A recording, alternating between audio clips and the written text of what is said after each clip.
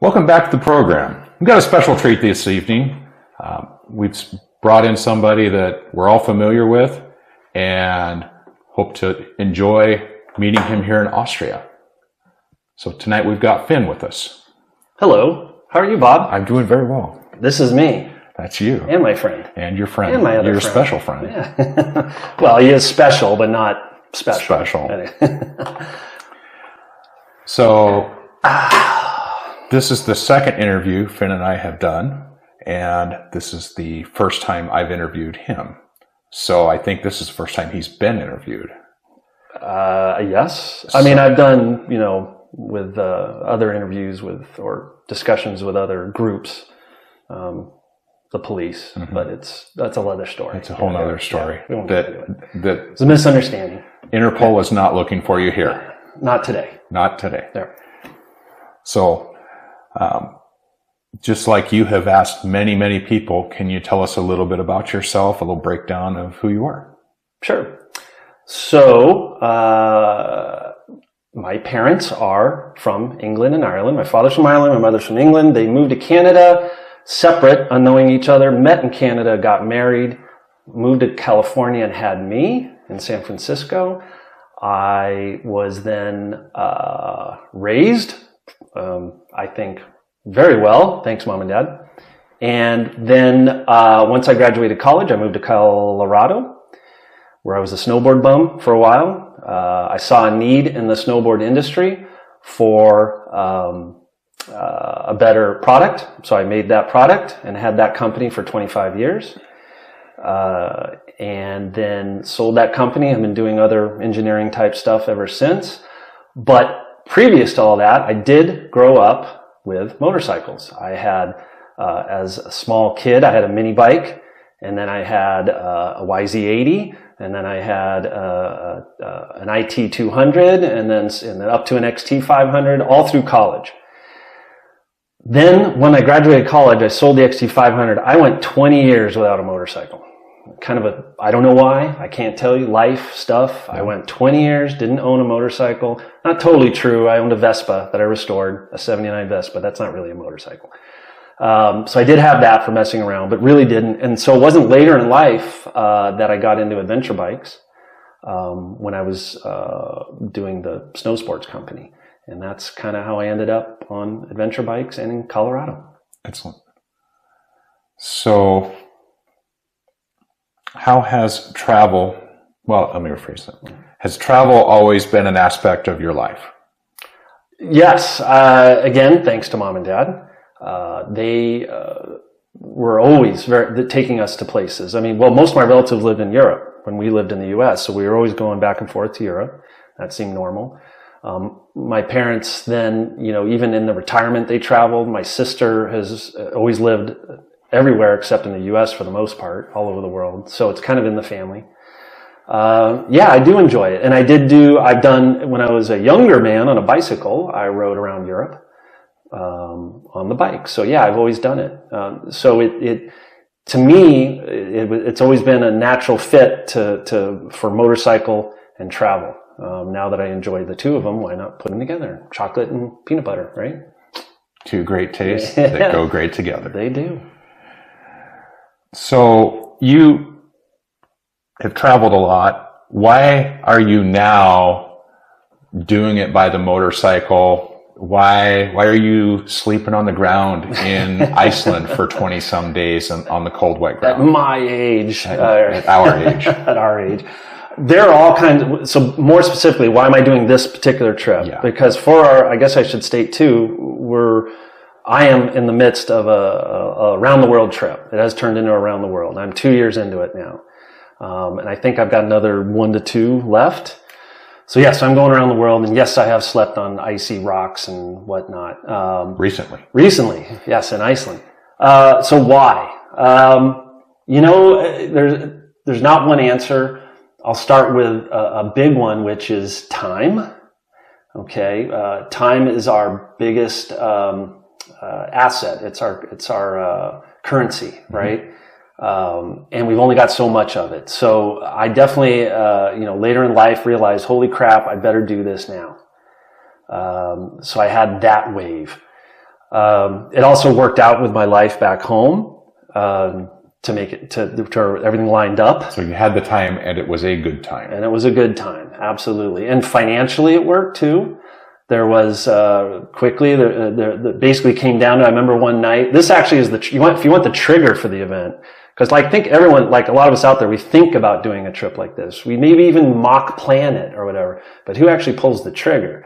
For me, the trigger pulled, believe it or not, was an Excel spreadsheet. So I was sitting at home. And, pondering the idea. I'm like, let's see if this works. And I make a quick spreadsheet, put in, my expenses and what I think I'll spend for the trip and what I can get out of my rental. I have a rental. That's how I pay for this. And I remember put it all in. I remember hitting that calculate button, the enter button, the go button, and the number popped up and it worked. The math worked. I remember looking at it going, and I was looking around going, what am I doing here? I didn't have a dog anymore. I'm single, no kids. And this spreadsheet said, what the hell are you doing? Why are you here? And I remember that specifically with that spreadsheet. So anyways, there was no excuses at that point. And that's what launched the trip. Excellent. Yeah. I left about a year later. Well, from that point. Quickly speaking, for many of us, I'm very glad you did that. The spreadsheet? Yeah, you can borrow it if you want. Well, I've already done the math in my head. There's other factors keeping me from taking that step. It's not a hard spreadsheet, folks. No. Yeah. So you've not rushed on this trip compared to many, many people. You've taken, for example, you took 15 months almost just to do the length of the Americas. And now you're almost 2 years in. A lot of people would have gone through that a lot faster than you. Are you satisfied with your pace, or if you have any desire that you had gone faster or even slower? I do have an opinion on that, but let me put it this way to start off. Have you ever met someone or talked to someone who did a trip and said, I wish I had gone faster? I've never heard anyone say that. No one will ever say, I wish I had gone faster. So, wish I had less time to do this. Yeah, because I wish I had more constraints and a tighter schedule. Yeah. No one ever says that. So based off that, could I have gone slower? Yes. At the end of the day, I'm very happy with my pace. Gotcha.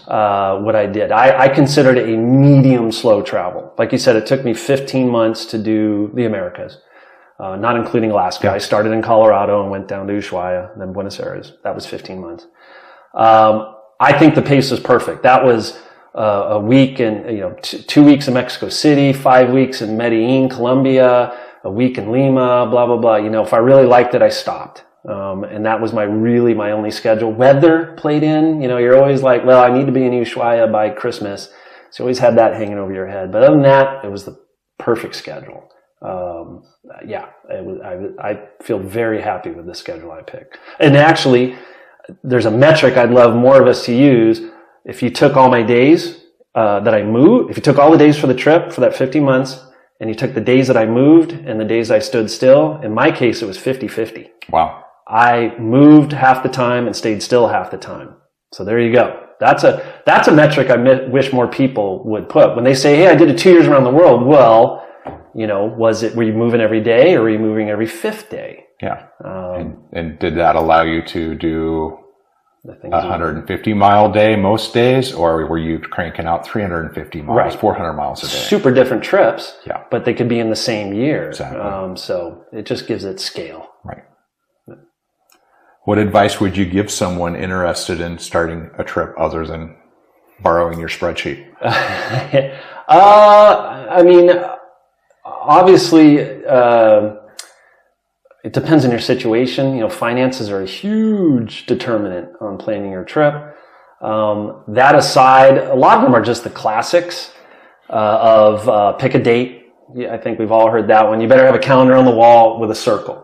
If you don't do that, I'll do it next week. I'll go next year. We're all guilty of that. So I did do that. I picked a date. I think everyone should do that. I think being the engineer I am and the mechanic I am, I think you should learn your bike, very well before you leave. I meet a lot of travelers and they're like, oh, check my chain tension, things like that. You should know how to do at least the basics on your bike. Change a tire. Yeah, just the base. So yeah, don't just get up on your bike and take off. I would spend a little time getting to know it. So that's a prep thing. Again, it's a classic. Don't overschedule.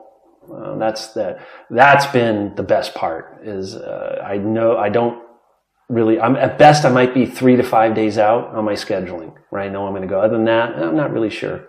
So don't overschedule. So kind of following up on that, you have tried very hard to not plan too far ahead. Does that unknown and the lack of a plan still stimulate and is exciting for you? Yeah, I believe so, because I can tell you the inverse of that is if I plan something and try to hold it and I don't make that plan, I get bummed or stressed trying to make that plan. So the inverse of not planning is over planning. I don't like that. So I'd rather not planning work. Now I say not planning has to be defined. All right. I've met riders. Oh, I don't plan anything. Well, okay. Did you get up in the morning and get on your bike? Did you know you were going west? Yeah. Did you know? Right. Exactly. Did you plan to buy gas today? Yeah. You're planning. You're just doing less of it. So, I would just, like I said, at best, I might be 3 to 5 days out. And then I'll have a long term. I might have 3 to 5 months know where I'm going to be, what continent I want to be. Right. And no spoilers, but you have a general plan of where you're going out. For example, you're riding the Alps the next couple of weeks. Correct. I have planned to ride the Alps. And you have a route in mind. I do. You may not know where you're going to stop every night. I'm already a stop I didn't plan right here. This was not a planned stop. Yeah. And my last stop was on Thank you for making the stop, by the way. It's all right. It's the least I can do. You guys are good cooks. I'll find out. So, you've been on the road almost 2 years. How have you done any active things to try to avoid, say, travel fatigue or, how to keep things fresh? Yeah. And everyone's going to be different again. I don't think I've suffered directly from travel fatigue. I mean, I'm getting a little burned out on big cities right now. It's just a revelation I had the other day when I was in Vienna. I love Vienna. If there's a Viennese, whatever you call them, listening, it's not personal, but I was a little bored there. But I've been to 20 big cities now in 2 years. It's too many big cities in too small a time. So I kind of burned out. But what I can tell you, so taking a break obviously can fix a lot of that. And I have taken some mini breaks and I've tried to slow travel to keep the burn rate down. But one thing for me is to have a project. I'm a project guy. So I am working on some engineering ideas on my laptop. I'm modeling stuff that has nothing to do with any of this. And I'm thinking about, I want to build my own home. We talked about that earlier. That's something I wanted to do in my life. And so I'm working on designing that home. Nice. So it gives me, when I stop at a town and, I'm there for 2-3 days, I got something to mess with, while I'm sipping coffee and watching the rain. And that gives me drive to keep going. Something to do. Yeah. Other than motorcycling. So another year or two on the road, then back home to build a house. Rough ideas. Maybe, right. Do you see ever going on another big trip like this? Honestly, no. I'm putting all the eggs in one basket. This is the big shot. This is the big one for me. I will go on other trips, but of this magnitude, probably not. I don't see it. Age, one thing. I'm in great shape and I'm pulling off, but in another 10, 20 years, probably not, at this magnitude. There's a bunch of stuff I want to do when I get home. I have a bunch of other goals and tasks and, things I want to achieve. And so this one will be one of those things. I'll be good. I'll be fine when it's done. Yeah. In the meantime, I'm enjoying the hell out of it. Excellent. Well, we'll go and wrap it up because we're at that time. Oh man. And, but we're within the time frame you established. So, again, I would like to thank you for all the work you've done in putting into your ride report. And although you've been slacking on the interviews. I have. So, but something on the ride report, because yes, I do, and probably those watching this video read my ride report. I enjoy the hell out of that, everyone. And when you comment, comment on people's ride reports. They really it gives them incentive to keep doing it. And I will absolutely confirm that, having written a few myself. Yes, and I've hung out with other ride reporters and they all say the same thing. Yeah. It's nice when people even say, great report. Yeah. That's all it takes. And if you get an opportunity, I will say this from experience, that if you get an opportunity to meet somebody on the road, they love it. And even if it's just passing, or if you're on a trip, try to connect with someone while you're on the road. And that's how Finn and I met. And through ADV Rider. And now year and a half later, we're meeting on a totally different continent. Absolutely, man. And along those lines too, I suggest doing a ride report. Yes. It is the best thing I've ever done. I've got 2 other trips that I did, and this is the 3rd ride report I've done, and I'm doing it for myself, actually. I consider my ride report a journal that I share with people online, and I go back and read my other ride reports, and it's fantastic. Yeah. I relive the trip every time. Absolutely. It's something. Pictures do that a little bit, but not the same. For some reason, flipping through your Google Photos, you got 18 photos, first of all, of a bridge with a cat on it. That doesn't work well from memory, in my opinion. Where your ride report has been edited and scripted and written, and your emotions. There's a bunch of emotions I forgot about on my ride report. Yeah. So do a ride report. It's worth it. And for me, I will review some of my ride reports before I go on another trip. Because sometimes it reminds me, it's like, oh yeah, I need to do this to be prepared. Or it's like, oh, last time I went to that country, I missed this and wanted to see it. So now you learn. Yeah, you'll like, humans forget history. Yeah. You want to check things. You want to make sure that, she's not a girl boy from Thailand. Yeah. That's another. Yeah. We'll talk about that later. I got her in a laugh. Yeah. When you get to Thailand, we'll need it in its position. Oh, I've already been to Thailand. Okay. Yes. When you get there again.